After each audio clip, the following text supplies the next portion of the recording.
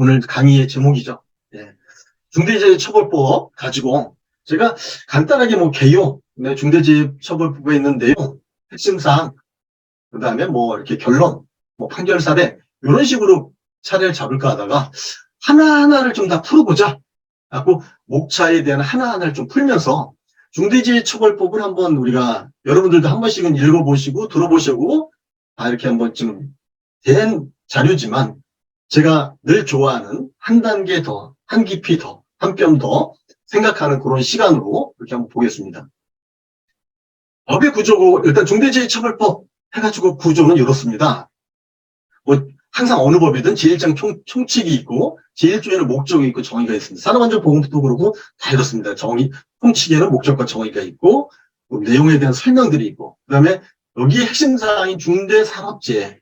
우리가 하도 중대재해 하니까 중대재해처벌법 하니까 중대재해처벌법에서도 중대재해, 산업안전보건법에서도 중대재해 뭐 이런 게 좀 혼선이 올 수가 있어요. 근데 정확한 명칭은 중대재해처벌법에서는 중대산업재해고요. 그 다음에 중대시민재해입니다. 그리고 우리 현장에서 가장 많이 좀 우리가 신경 써야 될 부분이 요 빨갛게 표시한 제4조, 요 5조, 그 다음에 요게 시행령에 나와 있는 4조, 5조가 좀 메인 사항이 됩니다. 그래갖고 요거만 우리가 다스리는데도 시간이 제법 많이 갈 거예요. 그래갖고 여기에다 좀 집중을 했고요. 요걸 우리가 잘하면, 우리 실무자들이잖아요. 우리 경영자가 아니고 실무자들이다 보니까 이걸 잘하면 뭐 회사에 아니면 현장의 안전을 더 잘할 수 있다. 이렇게 이해를 하시면 되겠습니다. 먼저 개요로서 이 법이 만들어진 목적, 제정 배경을 잠깐 보시게 되면 해마다 안전에 대한 법령은 개편도 되고 거기에 대한 보강도 되고 지침도 나고 뭐 이렇게 해서 해마다 산업안전보건공단의 올해 목표는 1억 년 해가지고 나오지만 해안 화력의 압사사고, 물류창고의 화재사고, 질식사고, 가습기 옛날에 가습기 살균제에 의한 사고, 세월호 사고 더 이상 저감이 안 돼요. 효과도 없고.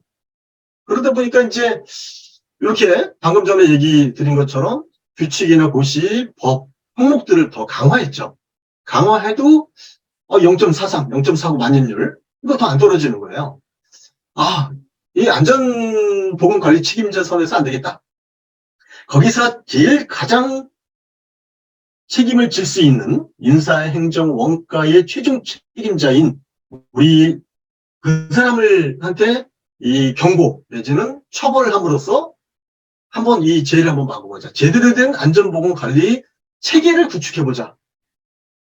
이런 걸 제대로 구축을 안 한다 그러면 안전보건 의무를 위반하여 인명 피해를 발생하게 된 사업주 경영자 처벌을 규정함으로써 중대재해를 예방한다. 이 중대재해처벌법은 그냥 처벌법이에요. 이거 안 하면 처벌하겠다. 간단하게 생각하면 처벌법이다. 이렇게 생각하시면 됩니다. 이 처벌을 안 당하려고 그러면 우리가 요거는 분명히 잘 해놔야 된다. 이런 식으로 목적을 이해하시면 될 것 같습니다. 그럼 중대재해란 뭐냐? 아까도 말씀드렸지만 중대재해처벌법에서는 제2조 정의의 2항에 2에 중대산업재해라고 표현을 해요. 중대재해가 아니고 중대산업재해. 다시 얘기해서 뭐냐면 중대산업재해란 산업안전보건법 제2조 1항 산업안전보건법을 토대로 해가지고 산업재해 중 이런 사고가 발생되는 현상. 사망자가 1명, 동일한 사고로 6개월 이상 치료가 필요한 부상자가 2명, 동일한 유해 요인으로 급성 중독, 대통령령으로 정해지는 직업성 질병자가 1년에 3명 이상이 발생되면 중대산업재해다. 요게 발생이 되면 중대재해처벌법을 하겠다. 그러면 우리 산업안전보건법에 나오는 산업재해란 뭐냐?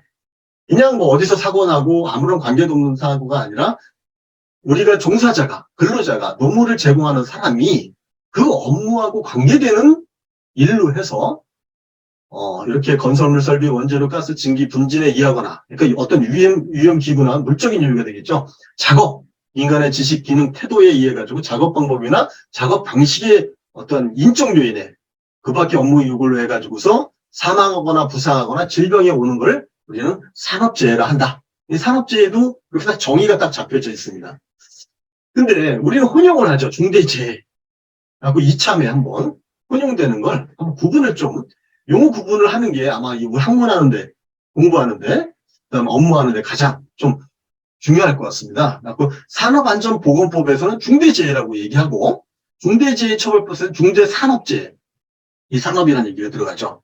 그 다음에 중대시민재해에 대해서 우리가 법을 만드는 거다. 이걸 이행하는 거다. 이렇게 생각을 해주시고, 가끔 검사단장 기사 보게 되면 요거랑 좀 혼용해가지고 골라라 하는 그런 문제들이 나오겠죠. 그래갖고 사망자가 1명 이상 3개월 이상의 요양이 필요한 부상자가 동시 2명, 부상자 질병자가 동시에 10명, 이게 중대재해고, 중대산업재해는 아까도 말씀드린 것처럼 사망자 1명, 동일한 사고로 6개월 이상의 치료를 필요 부상자가 2명, 이게 동일한 유해 요인, 급성 중독 등 질병자가 1년에 3명 이상 발생.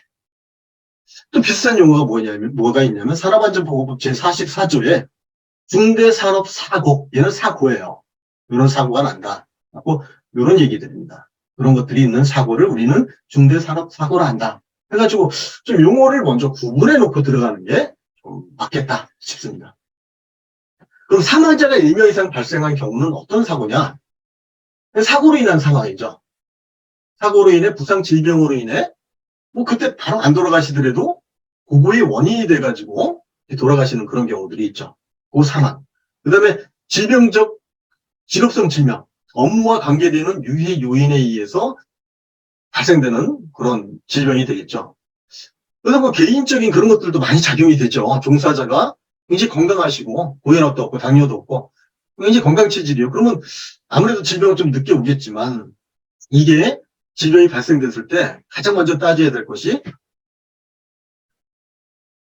이 질병이 원인인지 기인성을 가지고 많이 따지겠죠. 그리고 우리 산업안전보건법에서는 사망, 뭐 이렇게 부상 이런 것들은 눈에 확 드러나겠지만 질병은 뭐 어느 날 갑자기 뭐 급성 중독이 아닌 그런 거는 서서히 건강이 상해야 되니까 이 사람이 개인의 어떤 건강적인 특징에 의해서 발생이 된 건지 아닌지 전혀 이렇게 좀 조사하기가 그렇게 쉽지가 않죠.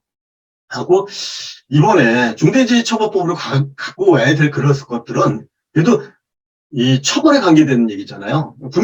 분명한 걸 가지고 다른 사람을 처벌할 수가 없으니까 그 관계가 좀 명확해야 된다. 그 다음에 사업주의 예방 가능이 돼줘야 된다. 저번에 두성 어디 공장에 한기팬이 없는데 노출된 오염 물질에 의해 가지고서 한꺼번에 몇 명이 이렇게 딱 질병이 왔잖아요. 그런 거에서 예방을 해야 되는데 예방을 못했다. 그다음에 피해 상의 심각성을 고려해서 24가지를 구체적으로 지정을 해놨습니다.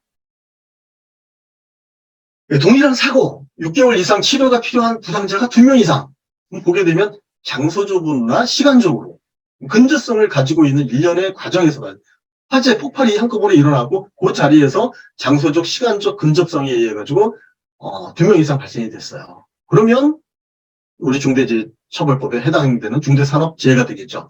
자, 요것도 아마 우리 신문이나 뉴스, 인터넷 뉴스에도 많이 났죠. 옹벽공사를 했는데 요거 무너짐으로 해서 3명이 한꺼번에 돌아가셨습니다.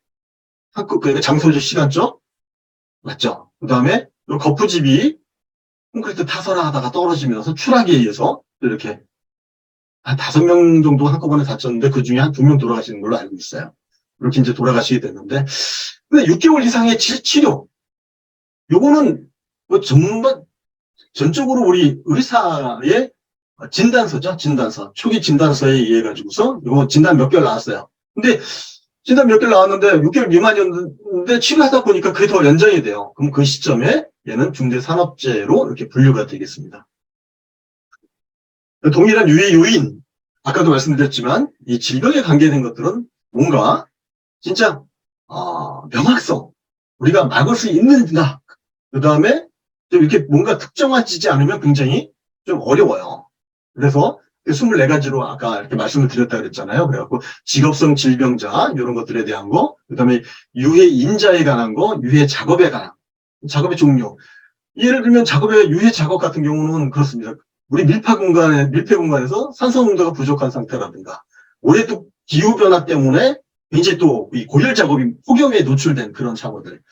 근데 이런 작업들은 유해 요인의 이 동일성, 입원 사항에 직업적 질병의 발생 원인이 동일한 경우 노출 시기나 장소가 다르고 발병 시기가 상이하더라도 7월 달에 폭염에 의해서 한 사람, 8월 달에 한 사람, 9월 달에 한 사람 이렇게 쓰러졌더라도 요거는 동일한 유해 요인을 보겠다 하는 게 이 중대재해처벌법의 취지입니다. 그래갖고 우리가 특히나 우리 그 야외 현장에서 옥상에서 이 태양열, 뜨거운 그런 데서 작업하시는 분들은 이런 것들에 대해서 우리가 더 신경을 더 많이 써야 되는 그런 시기가 된 것 같습니다. 동일한 유해 요인으로 직업성 질병자가 1년에 3명 이상, 아까 말씀드린 것처럼 이렇게 3명이 발생이 되는데, 요 폭염 경보가 발생돼 가지고서 여기 관리를 해보니까 건강 취약자들에 대해서 우리가 더 많이 신경을 써줘야 돼요. 이 사업주가 그거에 대해서 예방 가능을 그만큼 했냐 안 했냐, 그냥 일만 시켰냐. 그래갖고 우리가 현장에서 안전관리 할 때 어떤 부분은 고연령차, 그 다음에 혈압이 높으셔요. 그 다음에 당뇨도 있으세요. 이렇게 건강 취약자들을 구분해가지고, 이런 분들은 옥상에 올라가고 철근 조립이나 거푸집 조립, 이런 것들을 못하게 한다든가, 다른 작업으로 돌린다든가, 그러지 않으면 우리가 예방하고자 하는 노력이 없었던 걸로 판정이 되겠죠. 그래서 우리가 안전관리자나, 우리 공사, 관리감독자들은 그런 보건관리자들 의견을 들어서 건강 취약자를 좀 따로 분류해서 올여름에 좀 관리를 할 필요가 있습니다. 그다음에 적용 범위, 이 법의 적용 범위가 상시 근로자 5명 미만이라든가 뭐 이렇게 이런 데는 규모가 작은 데는 적용하지 아니한다 이렇게 나와 있고요. 상시 근로자가 근로계획을 체결한 근로자, 기간제 근로자, 파견 근로자, 우리 일일 근로자를 다 포함한다 이렇게 이해하시면 되고, 그다음에 공포를 21년도에 했어요. 그래서 1년 동안 우리 계도 기간 알려주는 기간 있죠. 그리고 22년 1월 27일부터 시행이 됐고요. 그다음에 3년이 경과된, 공포 3년이 경과된 24년 1월 17일부터는 요 인원들도 다 들어온다. 50억 미만의 건설공사도 들어온다. 이렇게 이해를 하시면 되겠습니다. 제가 여기다는 좀 빨간 걸 많이 표시했죠. 중대재해처벌법 이행의 어떤 핵심되는 사항. 아까 제가 제일 먼저 말씀드릴 때 차례 쪽에, 법의 구조 쪽에서 요 부분입니다. 요 부분을 우리가 가장 많이 신경을 써줘야 되는 사항이에요. 법 4조. 제1을 보게 되면 재해 예방에 필요한 인력 및 예산 등 산업안전보건관리 체계의 구축 및 그 이행에 관한 조치. 그 다음에 재발 방지 대책의 수립 및 그 이행에 관한 조치. 그 다음에 이런 기관에서의 개선 지시 명령을 우리가 어떻게 이행했냐 조치의 사항.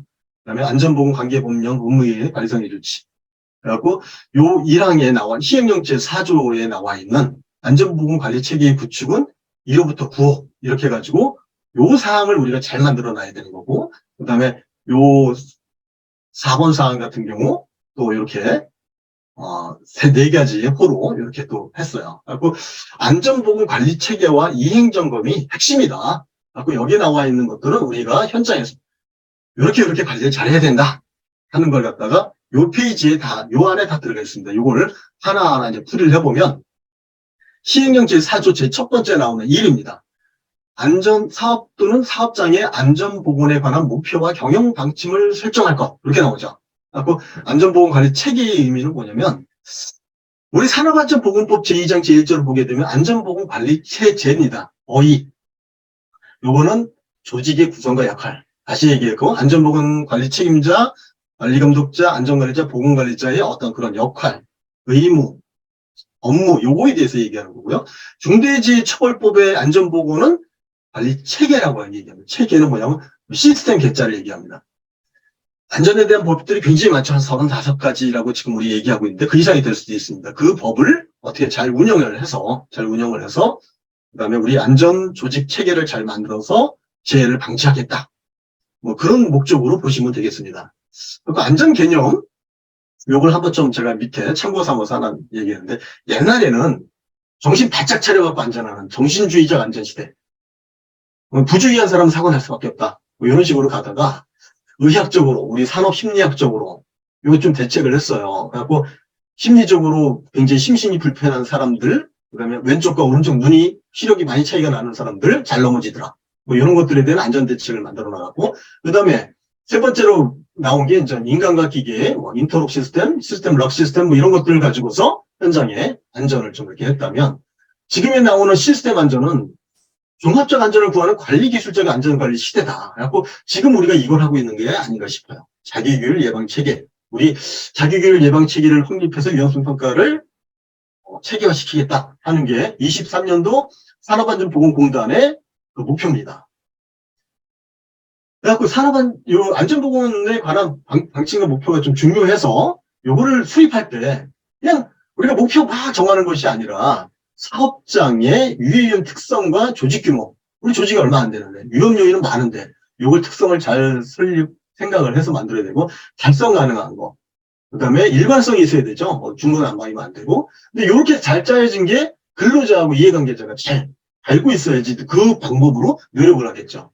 그리고 이렇게 만들어진 걸 또 종사자 모두가 우리 사무실, 안전교육장, 식당, 안전주회장 이런데 캐치프레이즈로 이렇게 다 걸어놔가지고 그걸 늘 읽고 목표, 이거 내 목표야 이거 이렇게 관리할 필요가 있겠죠.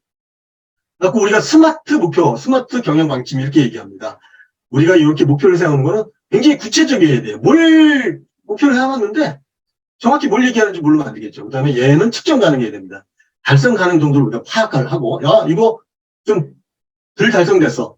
이거 더 해야 돼. 뭐 이런 것들이 돼야 목표 관리가 달성이 이루어질 수 있겠죠. 그 다음에 달성할 수 있는가? 요거는 요 기간 내에 달성할 수 있는 현장의 안전, 우리 회사가 추구하는 방향, 그 다음에 현장의 특성, 현실적이어야 되지만 관련성도 있어야 되겠죠. 그 다음에 무작정 가는 게 아니고 공정기간 내에서 이게 완료가 될 수 있는 걸 우리가 구분해야 되겠죠. 그래갖고 방침과 목표는 제가 이제 건설하는 사람이니까 우리 기초공사할 때, 땅 파기할 때의 목표가 있을 거고, 이때 목표가 건축할 때랑 목표랑 좀 다를 수 있죠.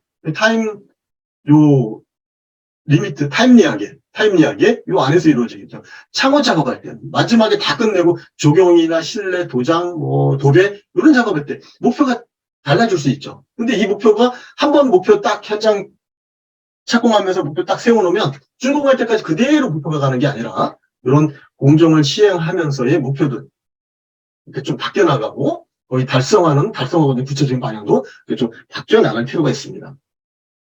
그 다음에 이제 우리 요거에 대해서 한번 실질적으로 이렇게 만들어진 예를 한번 볼게요. 제가 현장을 돌면서 중대재해처벌법 이행 점검을 많이 했습니다. 많이 하면서 어떤 걸 봤냐면 안전보건 방침 목표가 이런 것들이 목표가 아까 얘기했던 스마트 안전에 나오는 그런 사항이냐, 이런 근로자의 의견 청취들이 들어왔냐, 종사자 모두가 참여할 수 있는 동기부여가 유도됐느냐. 그래서 얘는 이렇게 사무실이나 현장에 이렇게 게시가 되고 조회장에 이렇게 게시가 돼서 근로자들이 쉽게 보고 알 수 있느냐. 근데 이렇게 게시만 되면 뭐합니까, 그죠?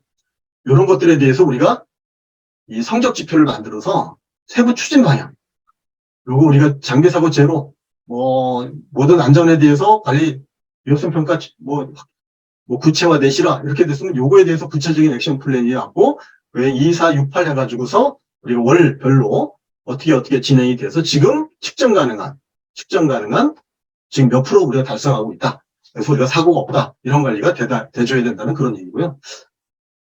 그 다음에 이제 2로 가서 뭐냐면은 요거는 전담 조직에 대한 얘기입니다. 안전보건 업무에 대한 전담 조직.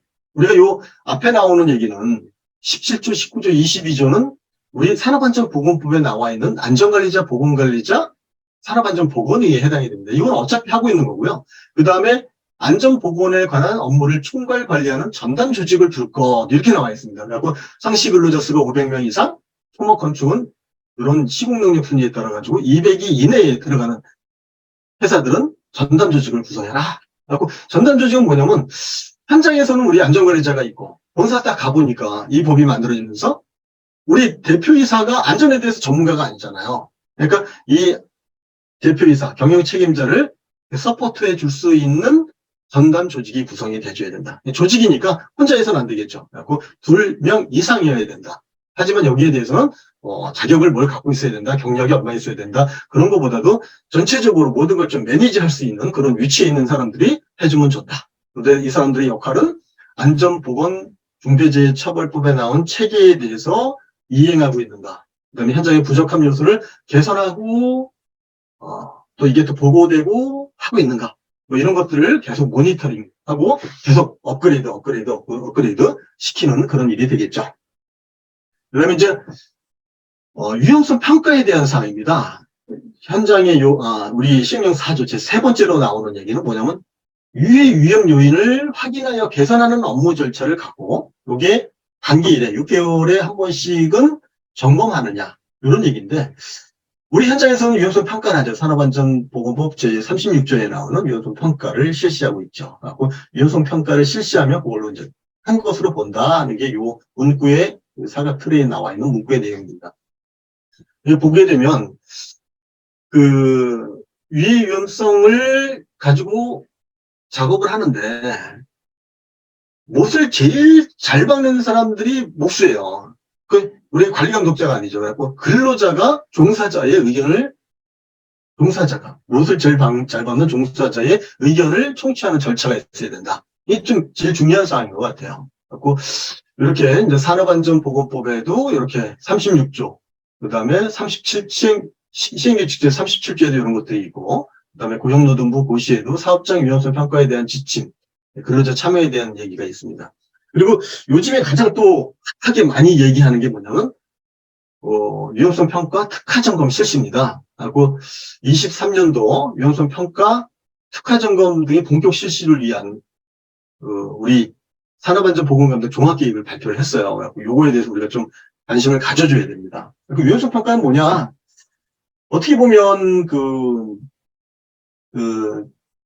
우리가 위험 예지 훈련하고 비슷해요. 우리 안전 쪽에 공부를 하시는 분들은 위험 예지 훈련하고 좀 비슷하다고 여길 수가 있는데, 일을 하기 전에, 여기에 뭐가 위험이 있으니까 그 위험에 대해서 우리가 이런 걸 대비해서 이렇게 일을 하자 하는 게 위험 예지 훈련이거든요.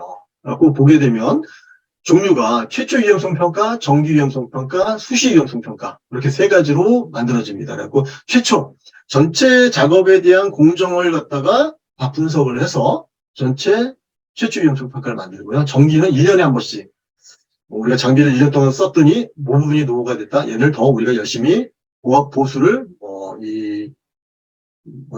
수리를 이렇게 잘 하자 하는 게 정기가 될 거고, 수시는 매월 하는 현장도 있고 아니면 15일마다 한 달에 2번씩 하는 그런 현장도 있습니다. 그리고 수시 위험성 평가를 하는데, 먼저 우리 위험성 평가를 하려고 그러면 먼저 준비를 해야 되겠죠. 어떤 이런 것들, 위험성 평가하기 위한 시공적인 거, 안전적인 거, 현장의 분석적인 거, 그 다음에 사고 사례들 먼저 준비를 하고, 그 다음에 우리 현장에 나온 위험성을 도출되는 걸 갖다가 빈도와 강도로 계산해서 굉장히 중요한 위험에 속하게 되면 얘를 대책을 강구해서 위험도를 줄여가지고 현장에서 시공할 수 있도록 그렇게 만들어 나가는 그런 일들을 우리가 단기에 한 번씩 보고하도록 되어 있으니까 우리 전담 조직이 확인이 돼줘야 되겠죠. 우리 대표, 경영 책임자, 요즘에 CSO 이런 쪽에 보고가 돼야 되겠죠. 그 위험성 평가 그 실내 현장을 보게 되면 최초 위험성 평가 또는 실시 규정 이렇게 만들어지고요. 최초 위험성 평가를 만들고, 그 다음에 정기 위험성 평가를 만들고, 그 다음에 수시 위험성 평가를 하는데 이렇게 회의록을 통해 가지고서 전차에 대해서 피드백, 전차 이렇게 만들었는데 이거 잘 됐다, 이거 안 됐다, 이거 더 위험했다 이렇게 만드는데, 이런 것들은 뭐냐면 이 공정표, 이게 이 공정표인데요. 공정표의 공정 종류를 가지고서 우리가 요 공정에는 뭐가 위험하다 이런 걸 도출시켜서 위험성 평가 시트가 만들어지겠죠. 근데 이렇게 만들어지게 되면 이렇게 회의한 사진, 그 다음에 참석자 사인 이런 것들이 기록이 돼줘야 위험성 평가할 때 근로자가 참여됐는지 안 됐는지, 우리 지침에 우리 위험성 평가에 대한 총괄 관리는 현장 소장님, 안전관리자, 보건관리자는 지도전 참여, 관리감독자는 이행 개선, 이런 역할들이 있거든요. 그런 역할들이 됐는지가 확인이 되겠죠. 요거 위험성 평가 특화 점검, 요거 얘기들 많이 나와서 올해 24년 1월 30일 보도자료지만 최근 3월 달까지 이게 굉장히 계속 요거에 대한 보도자료만 나왔어요. 그래서 요 내용을 좀 보면 올해부터 사업장의 자기기율 예방체계 구축 지원을 위한 위험성 평가 특화 점검을 새롭게 도입하는데 시행하는데 1만 개소를 하겠다. 이게 노동부 얘기죠. 1만 개를 하려고 그러면 일단 중대재해가 났다. 그럼 거기는 기획점검 하죠. 그러면 거기는 100%. 그 다음에 이들이 현장 점검 나온다. 그러면 무조건 위험성평가 특화 점검을 한다. 그럼 위험성평가 특화 점검이라는 게 뭐냐? 이렇게 옆에 나오는 이 내용으로 보게 되면 이렇습니다. 위험성평가의 이행 절차에 대한 적합성, 개선 대책에 대한 효과성, 아까 안전보건관리 체제죠. 산업안전보건. 우리 현장소장님, 관리감독자들, 안전관리자 주체들의 역할을 어떻게 했느냐. 이런 것들이 들어가겠죠. 그 다음에 면담을 통해서 하겠다. 그 다음에 이걸 보면서 현장의 위험성 평가에 이행된 상태와 현장 점검을 통해 확인한다. 확인 사항으로는 위험성 평가 진짜로 했냐 안 했냐? 그 다음에 위험성 평가했다면 근로자들한테 인지시켰냐? 참여시켰냐? 그 다음에 아차사고는 계속 사고나 위험성이 계속 가능성이 큰 거죠. 그 다음에 동종재해, 유사재해, 다른 현장의 재해 같은 걸 이런 것들을 반영하고 있는지. 근데 더 중요한 건 아무리 잘 만들어졌다고 하더라도 근로자의 안전조회 시간이나 교육을 통해 알려주지 않으면 안 되겠죠. 그래서 잘 알려줬느냐? 뭐 이런 식으로 얘기가 될 것 같습니다. 그 위험성 평가 그 특화 점검 때 점검 차관 사항이 이렇게 나와 있어요. 한번 소개시켜드리면 진짜로 하고 있느냐? 아까 말씀드렸죠. 위험성 평가에 근로자 참여했느냐? 아차 사고 반영했느냐? 이 현장에 이제 빈번한 사고는 뭐냐? 감소 대책이 현장에서 이행되고 있느냐? 그다음에 TBMC 안전교육을 통해 알려주고 있느냐? 이게 제일 중요하죠. 그리고 또 한 가지 뭐냐면 개선 대책의 효과성이에요. 대개 보면 현장에 뭐 위험이 있어요. 그럼 거기다 안전모 착용하세요. 뭐 위험했어요? 안전띠 착용하세요. 안전벨트 착용하세요. 보안경 착용하세요. 이렇게 끝나지 않고 진짜 그 위험을 본질적으로 차단, 대체, 격리시킬 수 있는 본질적 위험을 막아주는 거냐. 공학적으로 대책을 강구하는 거냐. 추락 위험이 있어요. 근데 매번 조립해갖고 올라가는 것보다 밑에서 다 조립해가지고 크레인 갖고 한번 딱 세우면 끝난다. 그러면 그 추락에 대한 위험을 그만큼 많이 커버를 하는 거죠. 그 종합적 대책을 할 수 있다. 이도저도 안 돼요. 그러니까 우리가 현장에서 작업 PTW를 한다든가 현장에 비용성 평가했어요. 위험이 많아요. 그러니까 이 위험 많은 거 PTW를 갖고 와서 사전에 검사해서 작업 허가를 내주고 근로자, 우리 관리감독자가 현장에 가서 이렇게 더 관리하는, 보고 직접 관리하는 뭐 그렇게 하게 되면 더 큰 위험을 방지할 수 있겠죠. 이렇게 저렇게 안 될 때는 마지막에는 개인 보호구 착용이다. 개인 보호구에 대한 얘기다. 그렇게 이해를 해주시면 됩니다. 면담을 통해서 한다고 그랬잖아요. 아까 앞에 있는 내용을 가지고서 근로자한테 면담을 합니다. 근데 우리 근로자들이 어떠냐면요. 조회 끝나고 나서 TBM 했는데 이렇게 한번 모시고 물어봐요. 물어보면 안전조회 때 우리 위험성 평가했나요? 위험성 평가 모른다 그래요. 그래갖고 그 안전조회 했어요. 좀 많이 생활한 사람은 TBM 했어요. 그렇게 대답하는데 우리 조회할 때 우리 TBM 진행하시는 뭐 소장님이나 뭐 작업반장님이나 되시는 분이 지금부터 위험성 평가입니다. 뭐라고요? 예, 위험성 평가입니다. 그래가지고 질문과 대답을 하는 것도 그냥 예, 아니오 그런 폐쇄형 질문이 아니고 개방형 질문을 하라고 이 노동부에서 이 누리집에 진행 요령을 주었습니다. 그래갖고 개방형 질문은 뭐냐? 김 반장님 어저께 어쌍카 작업하면서 위험했던 게 뭡니까? 얘는 어저께 해보니까 작업 사이트가 넘어져서 장비가 굴러떨어질 염려가 있고요. 그래서 옆에 부딪힐 염려가 있고요. 그래서 이렇게 굴러떨어질 염려에 대해서는 옆에 좀 여폭을 조금 더 소공을 해서 싸서 굴러떨어지지 않도록 해주시고요. 부딪힐 염려에서는 뭐 유도자를 좀 배치해주면 좋겠습니다. 그럼 위험성 평가와 대책이 나오는 거죠. 그리고 무엇보다 자기가 입으로 얘기했기 때문에 그 위험을 더 많이 알게 되는 거죠. 그렇게 하는 겁니다. 이렇게 위험성 평가 안전조회 TBM 시간에 위험성 평가를 S건설 건데 이렇게 종이로 갖고 가서 하는 게 아니라 우리 핸드폰 다 갖고 있잖아요. 핸드폰에 이렇게 평가 시트가 들어오게끔 만들어 갖고 하는 그런 사례도 있더라. 그런 얘기입니다. 그 위험성 평가 특화 점검 실시한 첫 사례가 있었습니다. 하고 이렇게 보게 되면 이런 시트에 의해 가지고 한다. 그냥 그 정도만 이해를 해주시면 될 것 같습니다. 앞에 설명한 내용과 위험성 평가 실시한 실내에 대한 얘기니까